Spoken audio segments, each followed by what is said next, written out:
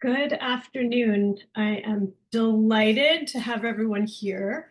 Thanks so much for joining WorkRise's conversation about how businesses can advance manufacturing's future by collaborating with workers. My name is Elizabeth Jacobs. I'm WorkRise's Deputy Director and an Associate Vice President at the Urban Institute. Before we hear from speakers, I'm going to run through just a few housekeeping items. Many of you are probably used to this after 4 or 5 years on Zoom. The event is being recorded. The recording will be posted online afterward. Our speaker biographies and related materials are all available online. Our participants are all muted and you can't see them right now, but they're here, I promise. You can type your questions or comments into the Q&A box at any time. And we'd love for you all to introduce yourself by putting your name and organization in the chat box. For those of you who are interested in engaging with us online, you can use the hashtag #liveaturban. And we'd love for you to take 1 to 2 minutes to complete the survey at the end of the event. That helps us make sure that our events are useful for you all going forward. So I'd like to now invite all of our speakers to come on camera. I'll give you a second. So today we have a really important discussion about the future of manufacturing, of worker collaboration and job design. So as we all know, the manufacturing sector, potentially now more than ever, is a vital part of the US economy.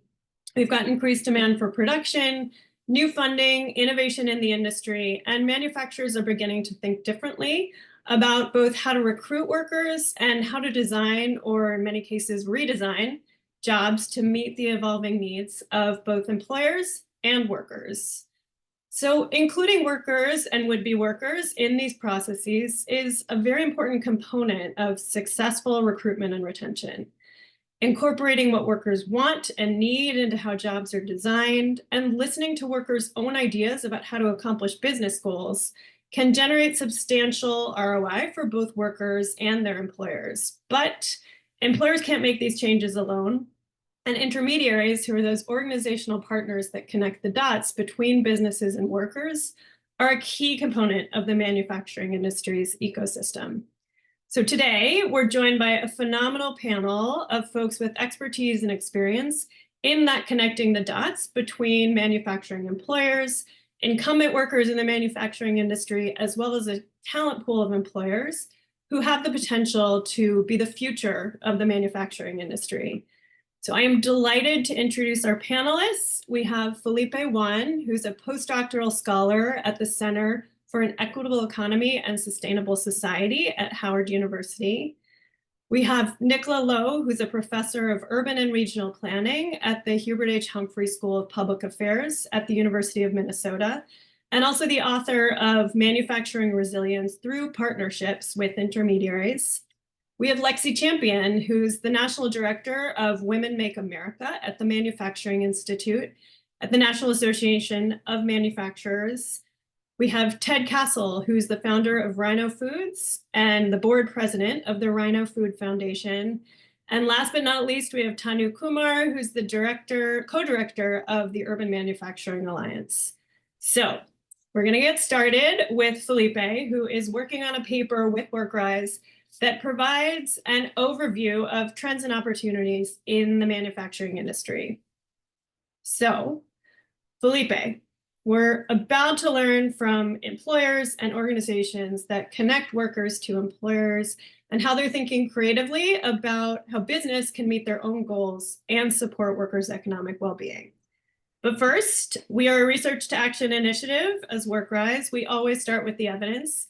So we are really delighted to have you here to ground the conversation in the data. So what does the evidence tell us about manufacturing workers today? Who are they? Where are they? What else should our audience know about these folks? Thank you for having me, first of all. It's really a pleasure to be a part of this amazing and very relevant panel and discussion. To kind of talk about some of the highlights related to the manufacturing sector. There's roughly about 11% of the overall workforce is composed of manufacturing sector workers. And it's a weird little predicament since COVID occurred. where there has been an overall decline in the number of occupations and workers within the manufacturing sector. But because of COVID, we saw a loss of 1.4 million jobs during the onset of COVID.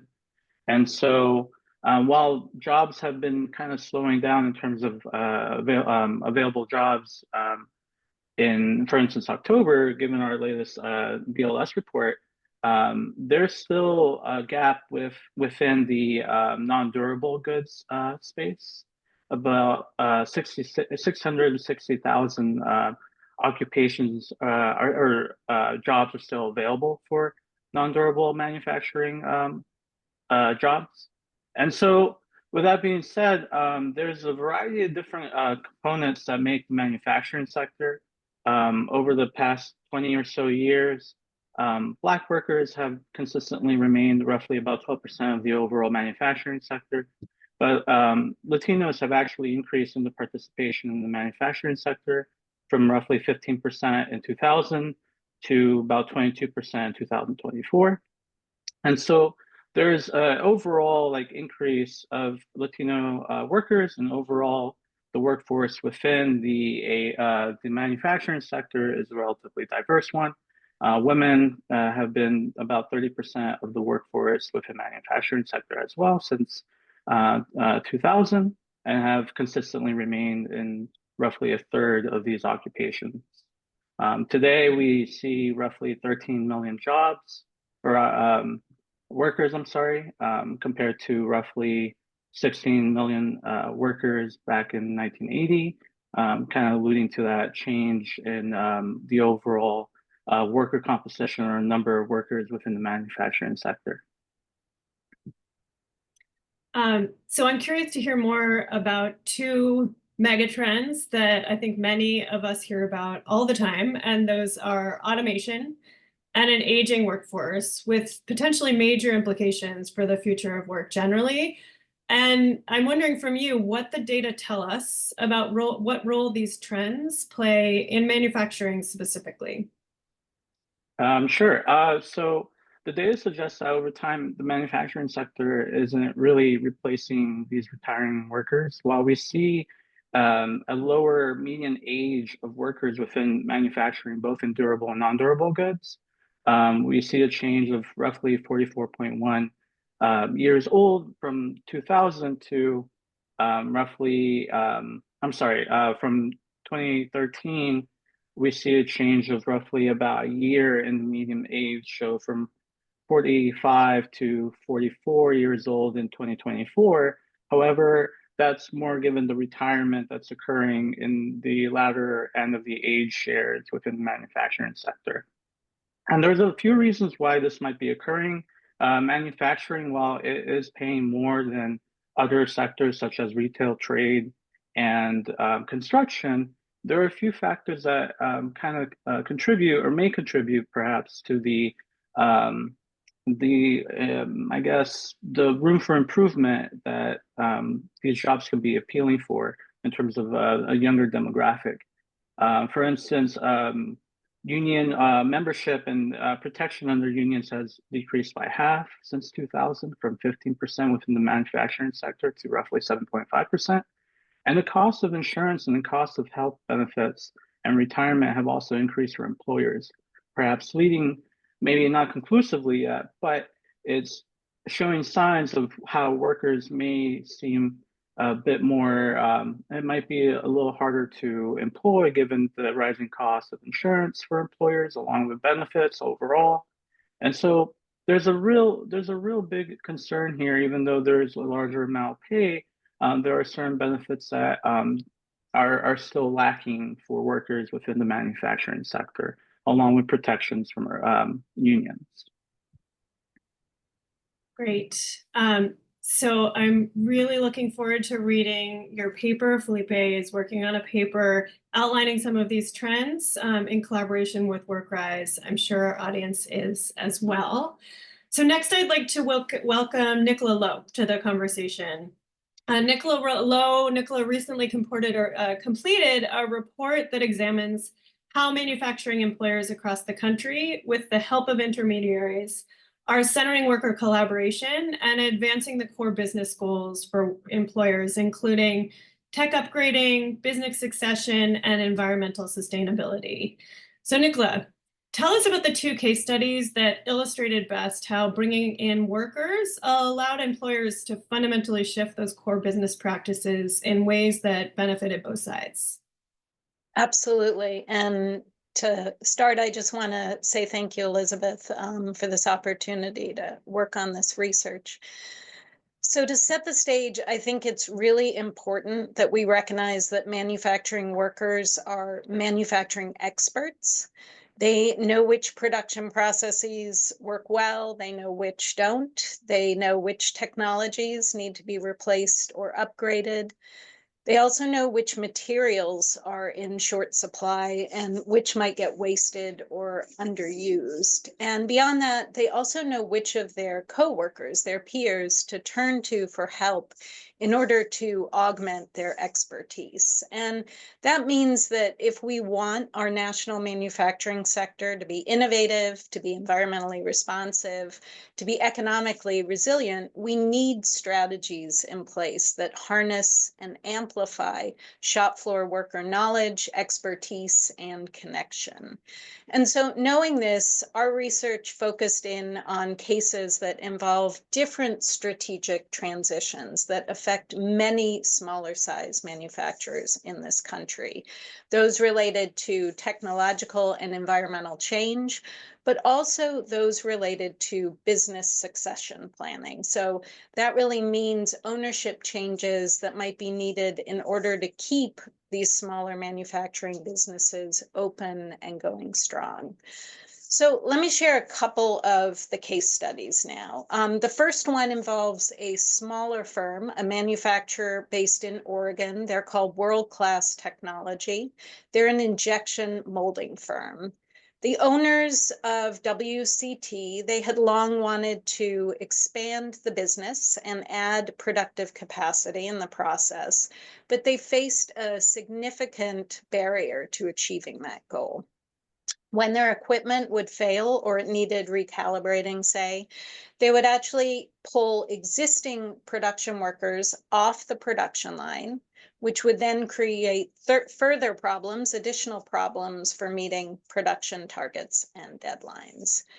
And so this ongoing challenge really needed to be resolved before they could take on new customers or access new markets.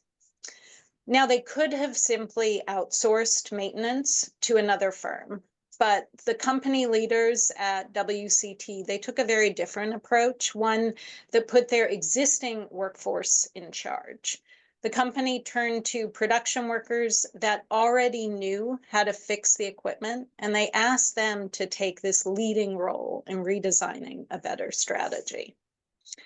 So those workers, they initially pushed for the creation of a dedicated maintenance crew.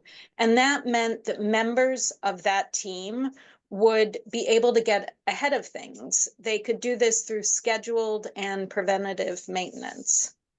These workers then recruited others throughout the company in order to build out that maintenance team.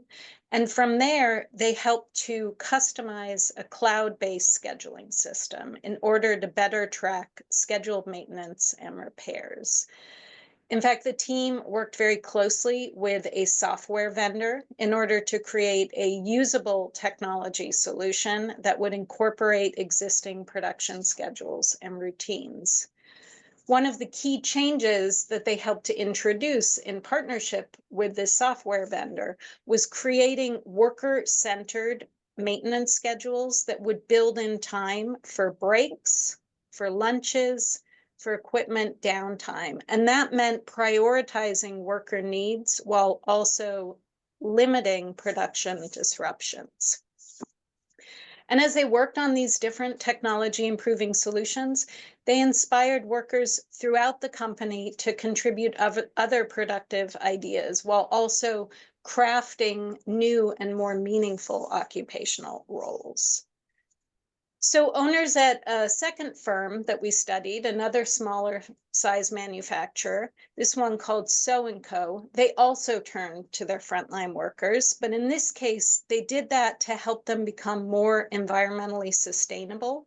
And from there, to encourage other apparel manufacturing firms within this historic textile making district or region of Western North Carolina also commit to more environmentally responsive measures. So workers at So & Co., they did this by first learning the financial side of the business. That would allow them to really identify opportunities for prioritizing sustainability measures that could also generate cost savings for the company.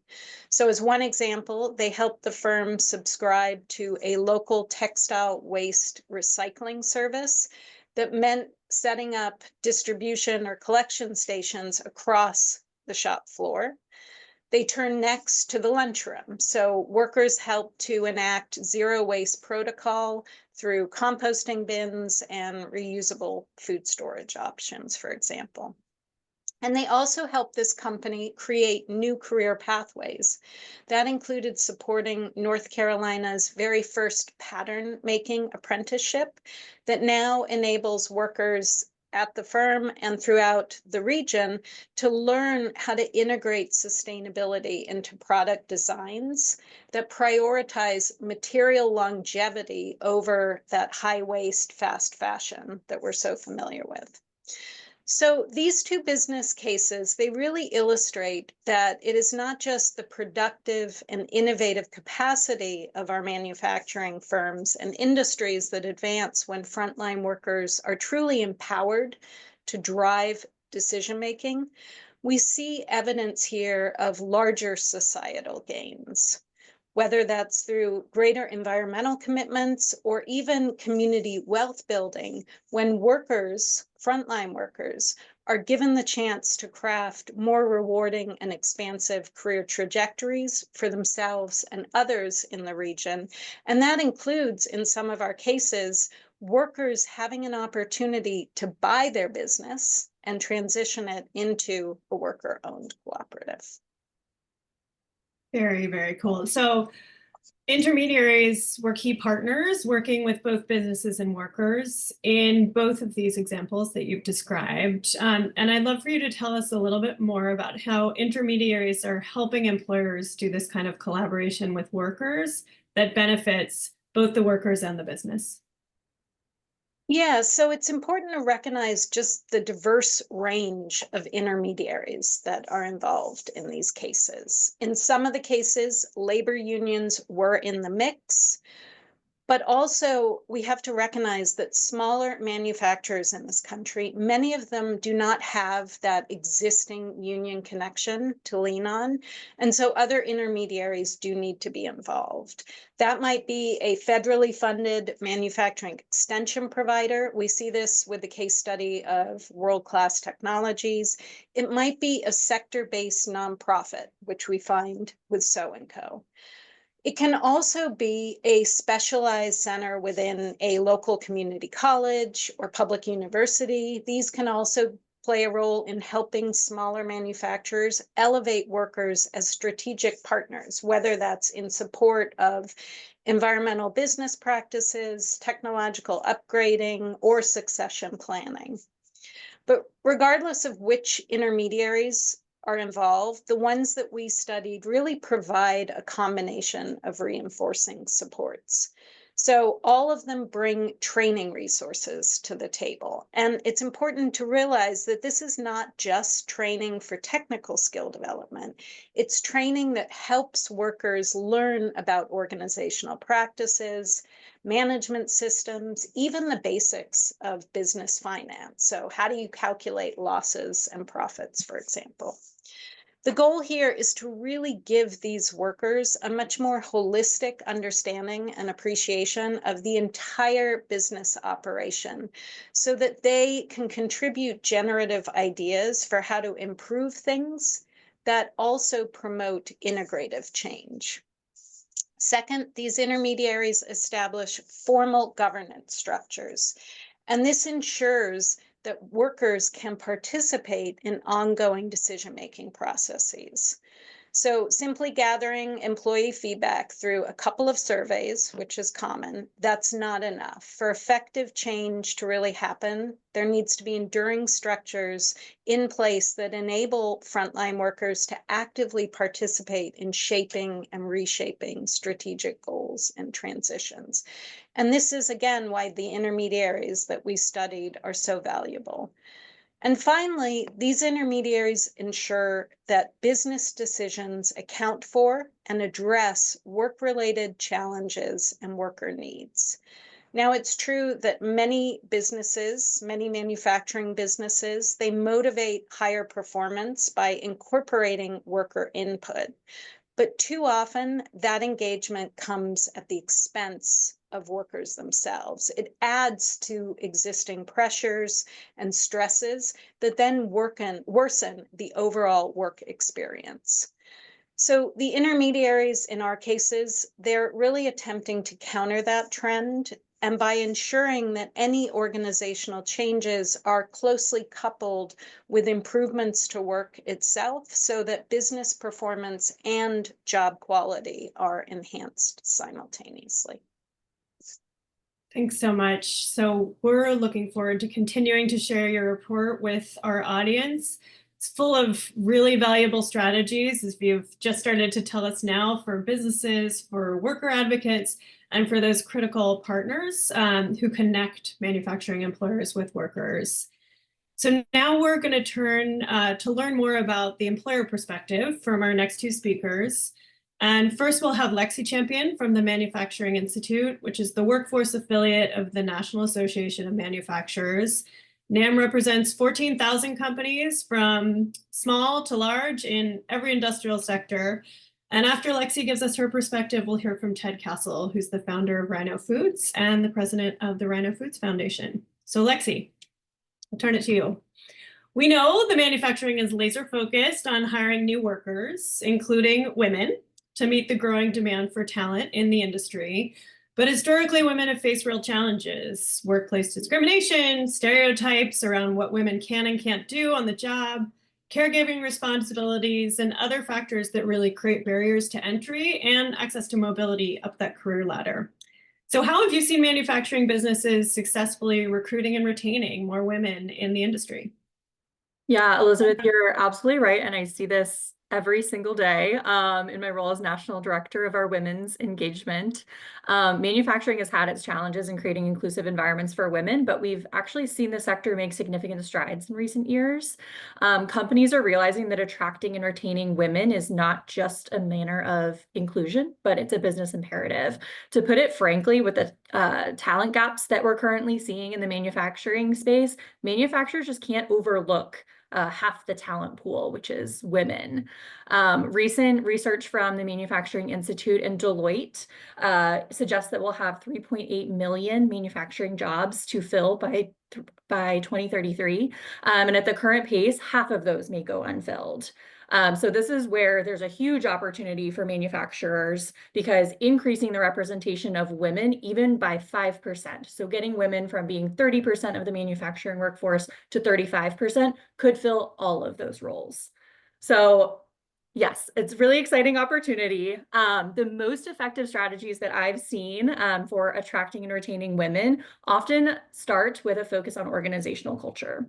So companies must clearly signal through both words and actions that women not only belong in manufacturing, but can thrive there.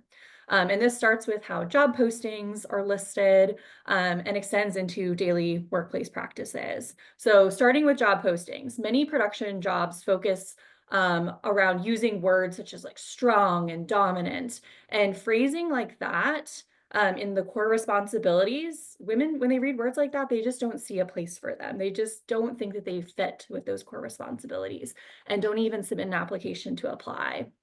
When it comes to applying for jobs, women only apply for jobs if they meet all of the criteria and requirements listed. So say a job posting requires 5 years. If a woman only has 4 years, they're more likely than not more likely than not, they're not going to apply for that job.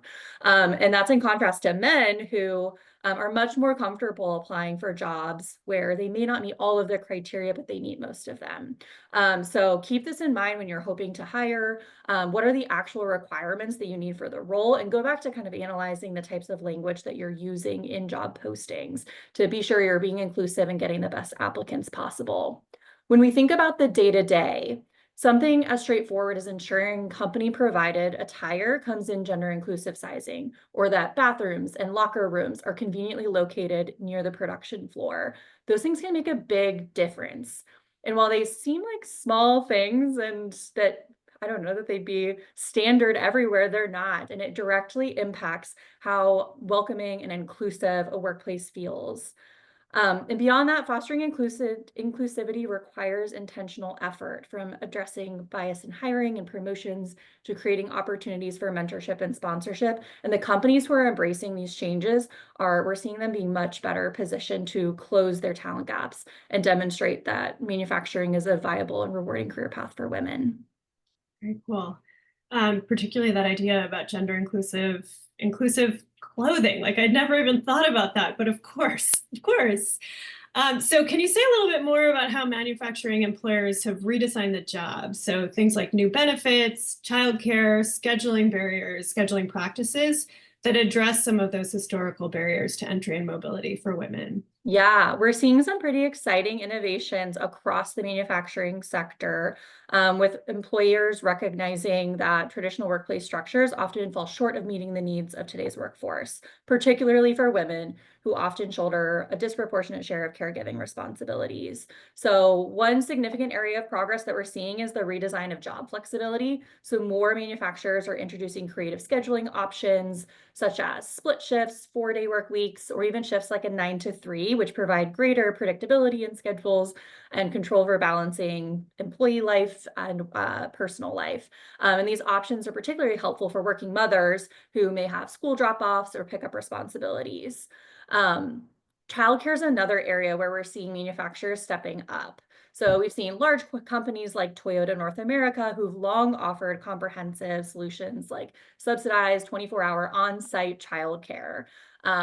But it's not just like the large manufacturing companies that we've seen doing this as well. We've also seen some pretty exciting innovations from the smaller and medium-sized manufacturing companies.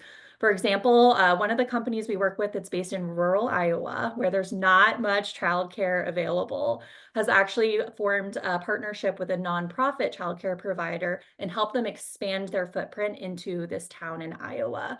And it's ensuring affordable childcare and close and reasonable access to childcare while minimizing the liability for the company because it's not located directly on their plant site. And they're not the ones operating the childcare facility. So that just opened its doors, I believe, a couple of months ago. And it's been one of the really exciting innovations that we've seen in the childcare space.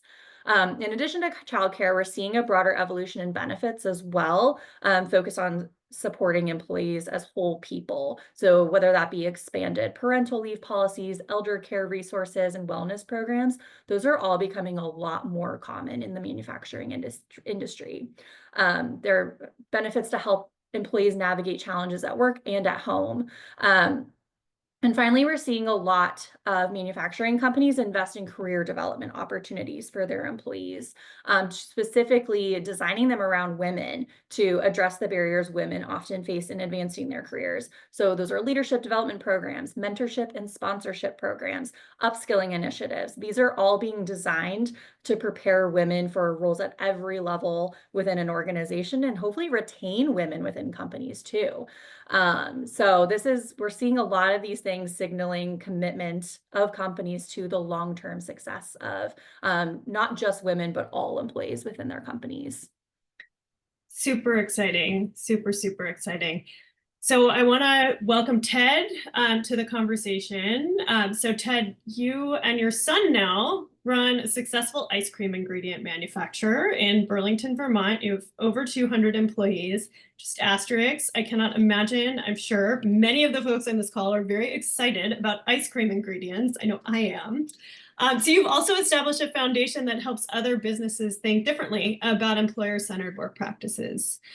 So at Rhino Foods, you really believe the way to build a successful business, first and foremost, is to talk to your workers. And I'd love to hear more about who Rhino Foods is, what you did, how your employees themselves co-created some of those innovative business practices. And we're especially interested in learning about those employee exchanges, the wraparound services, and your work recruiting and retaining a refugee workforce. And then finally, I've got a big question. We'd love to hear also about how those innovations were impacting your business. So things like earnings, profits, production. Tell us all about it. Wow. Thanks, Elizabeth. Well, first of all, everybody should eat cookie dough ice cream because we make all the cookie dough that goes into ice cream. About over 60% of all the cookie dough that goes into ice cream is made at Rhino.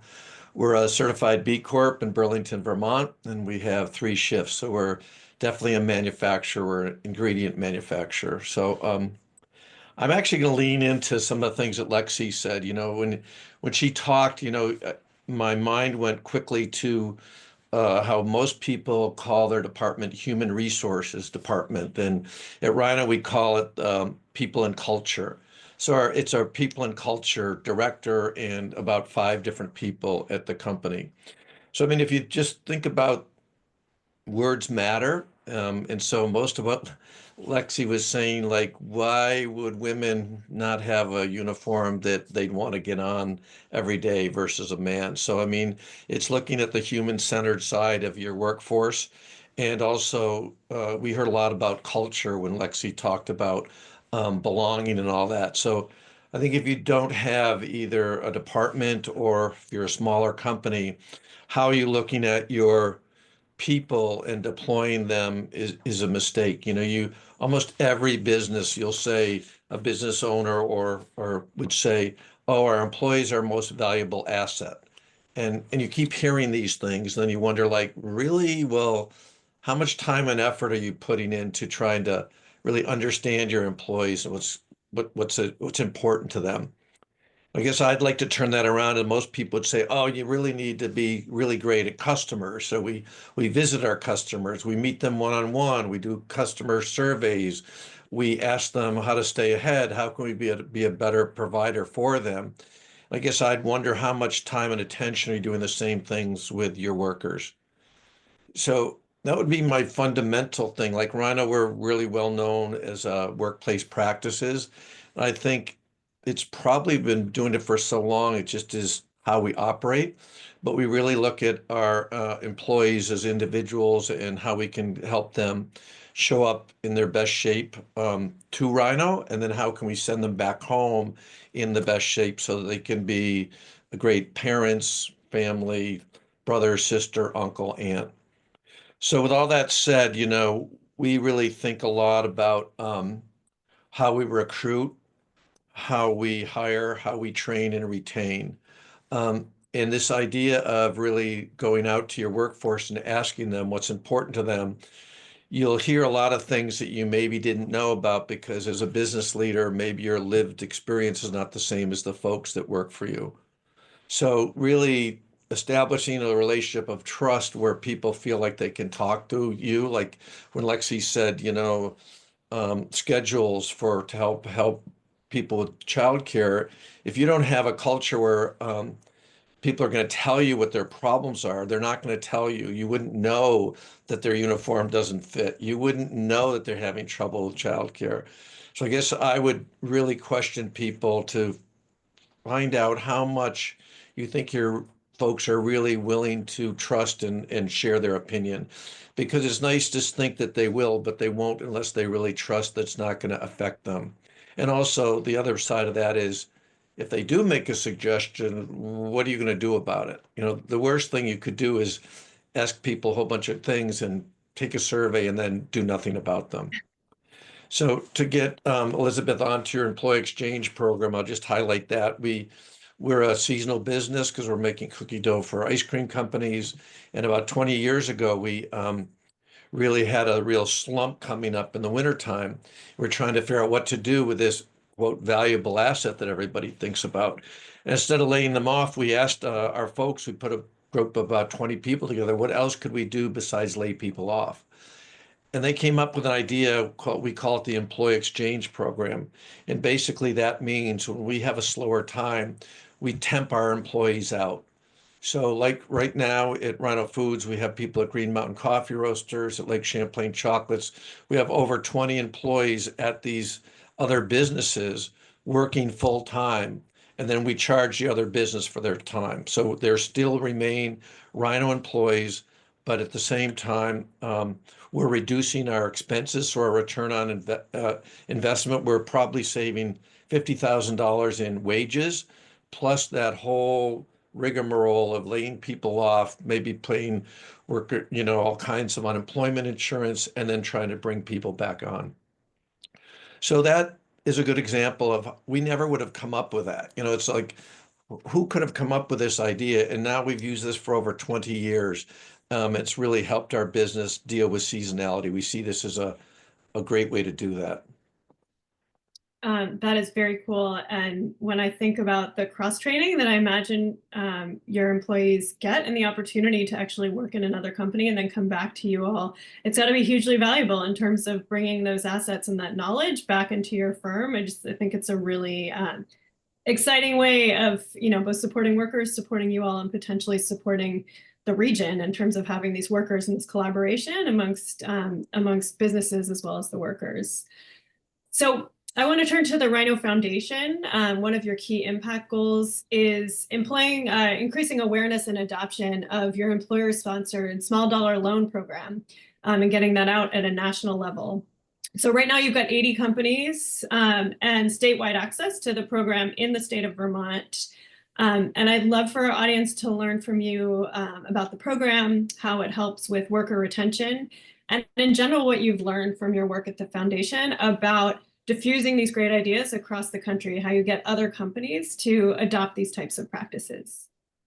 Well, the good news, Elizabeth, we have over 100 companies in Vermont now, and we do have our nonprofit sharing this nationwide. So if folks are interested, we'd love to help you. But I'd like to start the origin story of this as we went to a training and realized we heard at the training that 43% of Americans don't have $500 in a savings account. Mm-hmm. And of course, a person like me, that's not how I grew up. So how would I know that? And we started to ask our folks, and we said that we started to realize a lot of people who are living more paycheck to paycheck or only have $300 in the savings account, all of a sudden quickly you can realize if their car breaks down, their hot water heater breaks down, how their life could completely spiral out of control, no fault of their own. And so they're late to work, they're late to take their kids to childcare, they're late to work. Next thing you know, they lose their job, all because they don't have $500 in the savings account. No fault of theirs. So we, at the time, this was about 15 years ago, we said we need to do something about that. And we went to a local credit union and set up what we call the Income Advance Program. And in very simple terms, it looks like this. A Rhino employee can ask for up to $2,000 today and get that money today or tomorrow. No questions asked. We don't ask them what it's for. And the cool thing is the credit union doesn't do any kind of credit checks, so there's no credit history involved here. And really, the credit history is based on the fact that we say they're an employee in good standing. Mm-hmm. So we have this relationship with the credit union. The employee gets their money that day or the next day. And then the cool thing is it's taken out of their payroll deduction. So over time, over about a 6-month period, about $50 a week is taken out of their paycheck. They pay it back throughout payroll deduction. And all of a sudden, these amazing things happen, like guess what happens to their credit scores? They take a few of these loans out in a year or two, and their credit score goes up. And all of a sudden, they're now in the game that most people are of understanding credit, knowing how to balance their checkbook, knowing how to spend what they need to spend. And they all of a sudden are really proud of what they've established. And they have a relationship with a lender, which is probably something they really have never had. And the other thing that's cool about that, they have to opt out of the program, or that same amount of money is starting a savings account. And 97% of the Rhino employees start a savings account. That doesn't mean they wouldn't need to take out an income advance again. So we came up with this idea. You know, we felt like this was such an awesome idea. Most businesses like to share great ideas. And so about 4 years ago, because we were traveling all around sharing this, we decided to start a nonprofit. So really our nonprofit, the mission is um, financial security that makes good business sense. So you're really helping your employees with financial security that also makes good business sense. So you can imagine how many employees at Rhino really trust our company and appreciate that we've helped them in a time of need. So really our challenge is to keep business owners and people in culture and HR professionals to understand that they have great benefits. At the same time, an income advance loan is one of the most critical things you could help because you're helping someone in their real desperate time of need. Yeah. Thank you. It's really inspiring to hear what you all are up to, Ted and Lexi. And we really thank you for your valuable contributions, both on this call, but more generally to the labor market and to your workers. So lastly, we have the opportunity to hear from Tanu, who is the co-director of the Urban Manufacturing Alliance. UMA is a national coalition of organizations and individuals working to center equitable economic development strategies for small and medium-sized manufacturers. And you all are currently launching a new project designed to really center the voices of manufacturing workers, and I'm excited to learn more about that. So tell us more about the project, how you picked where you work, and crucially, especially for manufacturing right now, how are federal funds connected? Yeah, thank you so much, Elizabeth, for this question and for including me in this insight discussion today. It's really just been so great to learn from this panel. I get the benefit of hearing so much from this panel by going last and hearing specific examples of how intermediaries and businesses really can play a critical role in advancing positive outcomes for manufacturing workers and businesses as the nature of work in this industry evolves. And this is the kind of potential impact that's very much driving our new pilot project, which is called Engaging Businesses in Worker Voice. And in this pilot, which we just launched in November, so just recently, we'll be partnering with intermediaries in Oklahoma and Texas to design a process and tool to foster collaboration between workers and small to medium-sized manufacturing businesses with a goal of enhancing workplaces, job quality, and business outcomes. So a guiding principle of our project is that trust building and culture change are really necessary conditions to designing effective tools and strategies that improve these outcomes. And to that end, each of the intermediaries in our project is investing time early on in the project to engage several local manufacturers and their workers in facilitated discussions, really with a goal of deepening their understanding of their unique perspectives and experiences. Our aim really is to establish a shared understanding of what worker and business success could look like within these businesses and to build trust and outline potential focus areas for collaboration. In the next phase of this pilot, each group will co-design and implement a tool to capture worker perspectives and experiences in these businesses. And this tool will really be informed by these initial findings from the first phase. And here we're prioritizing a tool that is transparent, easily utilized, and really designed to capture the categories of worker input that can be readily used to inform job quality and workplace redesign strategies. In our final phase, which is just a quick year from now or short year from now, these intermediaries will then engage the participating businesses in a process to identify actionable strategies based on the data collected and incorporate worker input to refine them.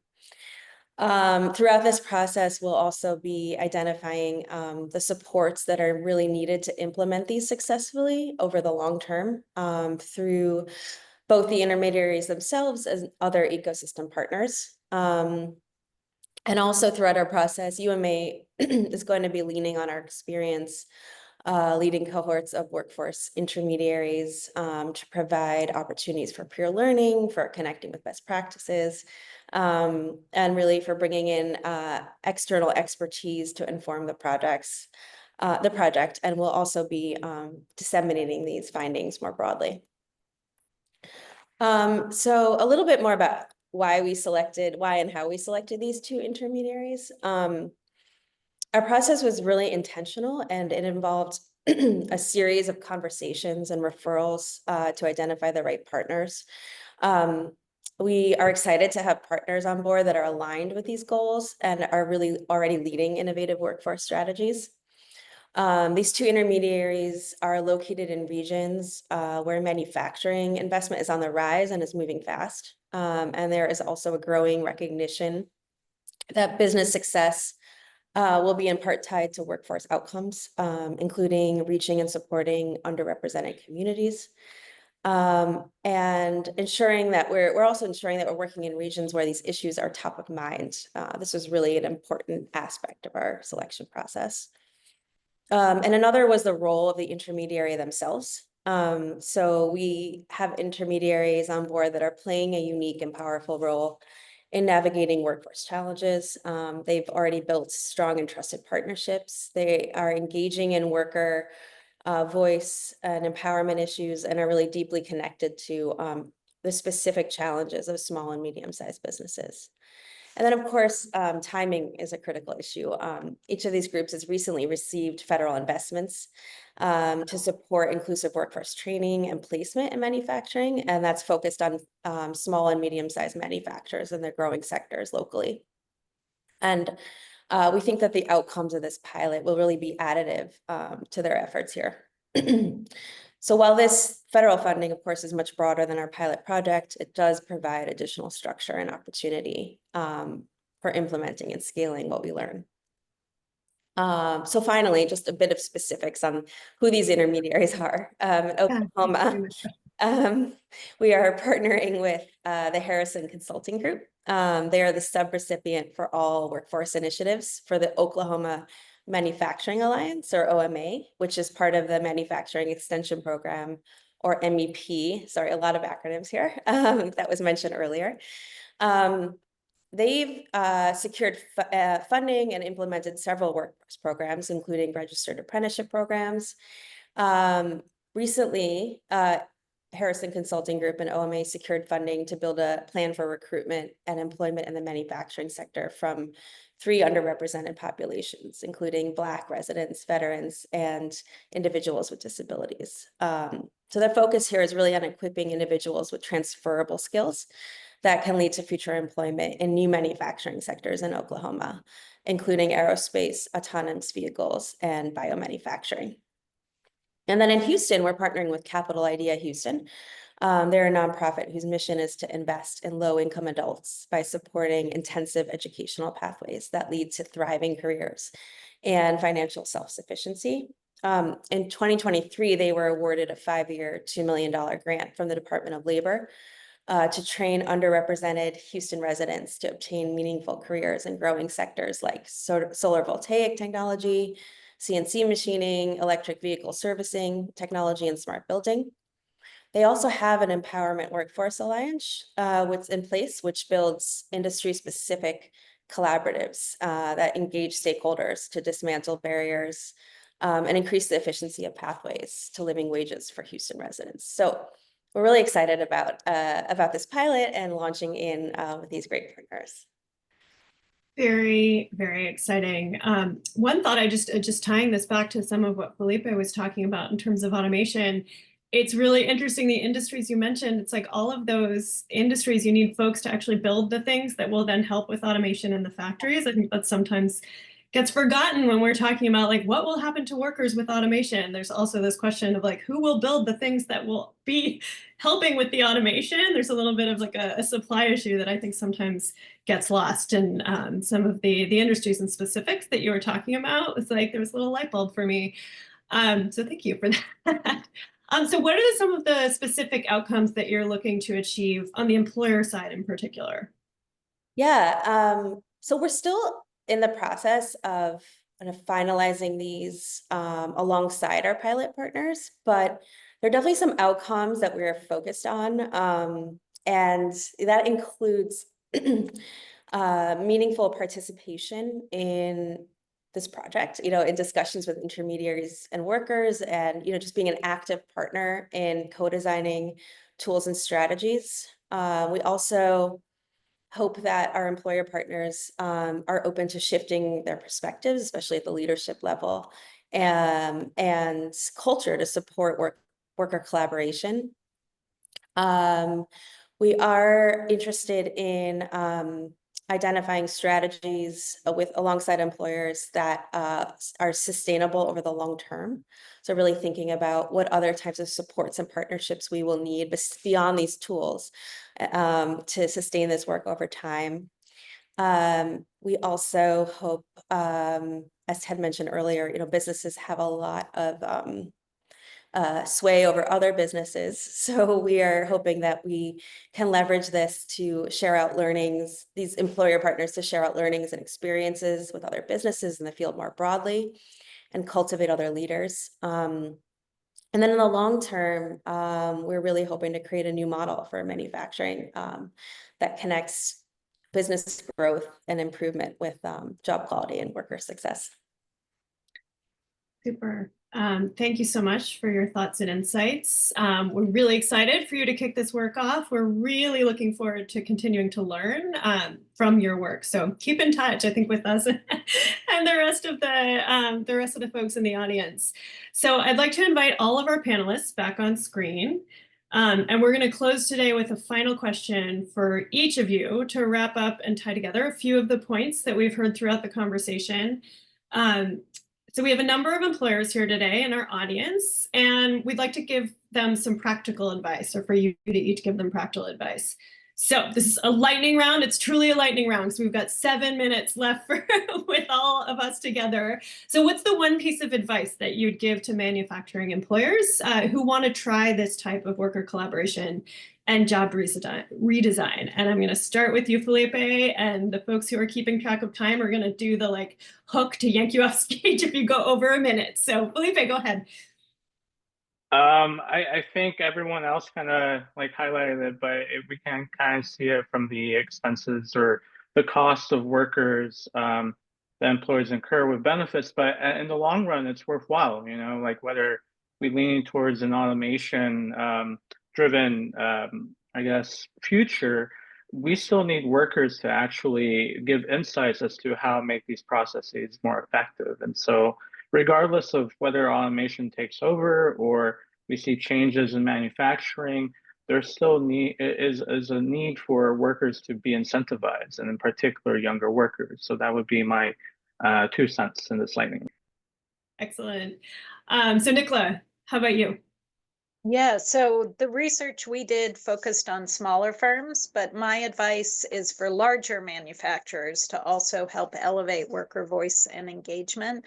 And I think they can do that by ensuring existing suppliers within their supplier networks really have the time and the resources and the capacity to make these kinds of workplace improvements that we've heard about.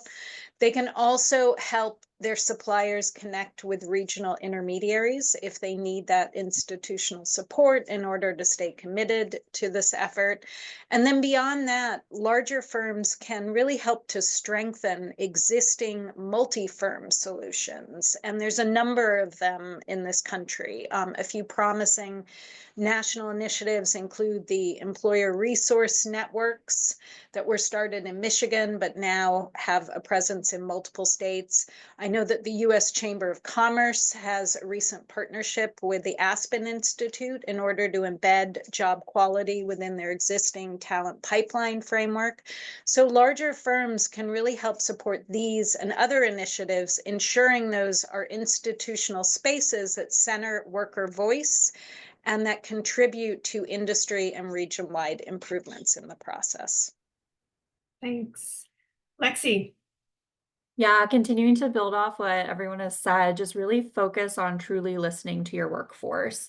I think you'd be surprised at how some seemingly small practical changes like better access to locker rooms can have a huge impact on employee satisfaction. And to the point Ted made earlier, make sure you're closing the loop with your employees. Tell them what you've learned from any surveys you're conducting, what you're implementing, and even what you're not implementing, because that is what builds trust, that level of transparency. And at the end of the day, job redesign is not about checking the box. It's about creating a workplace culture where every employee can contribute their best and feel valued. Thanks. So last, but certainly not least, Tanu, what's your one piece of practical advice for the folks in the audience? Okay, I have a quick two, just quickly. But I think one is thinking about not only your current workers, but the workforce you haven't reached, or maybe your future workers.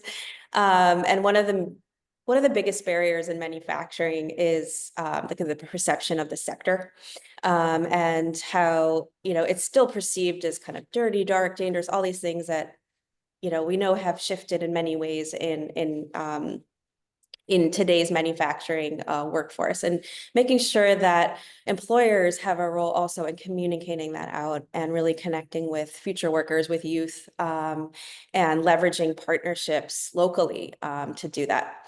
And then I think secondly, is just an invitation to, engage in these kinds of conversations more actively. We'd love to have and plan to host opportunities for employers to learn more about our pilot project, and certainly help connect you all as employers to other projects that are out there. So just an invitation to kind of really take advantage of the research and work that's going on out there.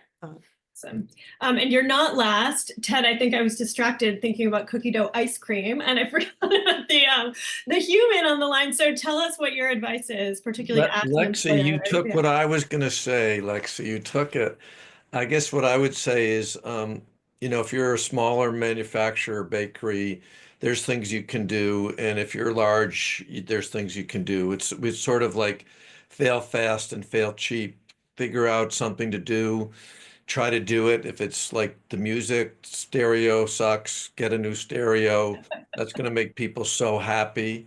But just under promise, over deliver, and just keep realizing that it's all about trust. And if you say you're going to do something, you need to do it. Under promise, over deliver is like good life advice, Ted. So in addition to what to do to make impacts for businesses, for employers, I think in general for all of us, that's a good mantra. So I want to thank all of you panelists for a really great conversation. I have learned a lot. I hope our audience also has, around novel ways that worker collaboration can be linked to business success. You all have talked about improving technology and environmental impacts, boosting productive capacity, attracting new workers, retaining experienced workers, facilitating transitions in business ownership, which is something that I know a lot of folks are thinking about, especially in the context of an aging workforce. And we've also considered what it means to really implement these reforms in different parts of the country, different pieces of the manufacturing industry, and across firms of varying sizes. And I really appreciate the focus on implementation. I think that's something that often gets lost. We have big ideas, but then thinking about what happens on the ground is so important. We've got an insider perspective on what it takes to implement these practices in real time, and we know it isn't easy. We so appreciate the work that you all are doing, and we're really confident it's worth it. You've given us a lot to chew on and a lot of examples of how valuable this is on both the employer and the worker side. So lastly, I just want to thank our audience for joining us today. We know folks have a lot of things they can do with your time, and we're really grateful to you for spending an hour with us. And as a reminder, just another plug to complete the survey that Leah, who's been doing a fantastic job behind the scenes for us all, it's in the chat. And just thank you again for joining us this afternoon, and hope you have a great afternoon. Thank you.